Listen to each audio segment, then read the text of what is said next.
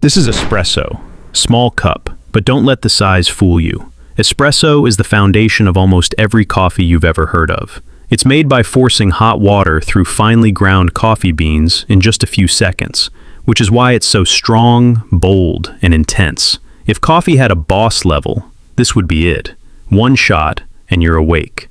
This is Americano. Americano. Basically, espresso, but with hot water added. It was actually popularized by American soldiers who found espresso too strong, so they diluted it. The result? A smoother, less intense coffee, but still packed with caffeine. Perfect if you want something strong, but not overwhelming.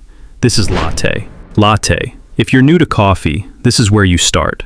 It's mostly milk, with a shot of espresso. That's why it tastes creamy, smooth, and slightly sweet. This is also the coffee you see with those fancy designs on top. Yeah, the aesthetic one.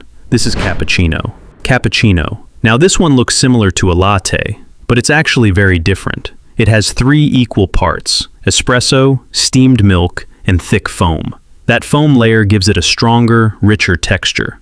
So if a latte feels too milky, cappuccino is your upgrade. This is flat white. Flat white. It came from Australia and New Zealand and quickly became a favorite worldwide. Less foam, more coffee flavor. It's smoother than a cappuccino, but stronger than a latte. Think of it as the perfect balance coffee. This is mocha. Mocha coffee meets chocolate. This is for people who don't really like the bitter taste of coffee, because honestly, it tastes more like dessert. It's sweet, rich, and super popular.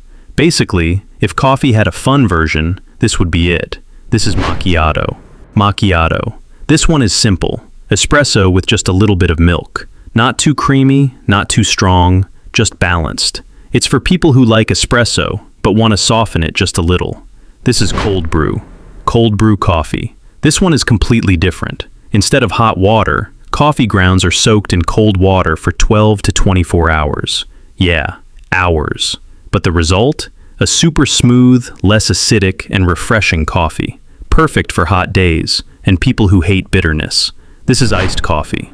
Iced coffee. Now don't confuse this with cold brew. This is just regular coffee, poured over ice. It's quicker to make, but usually a bit more bitter compared to cold brew. Still refreshing though, especially in summer. This is affogato. Affogato. And this is where coffee turns into dessert. A scoop of vanilla ice cream with a hot shot of espresso poured on top. Hot meets cold, sweet meets bitter, and somehow it just works perfectly.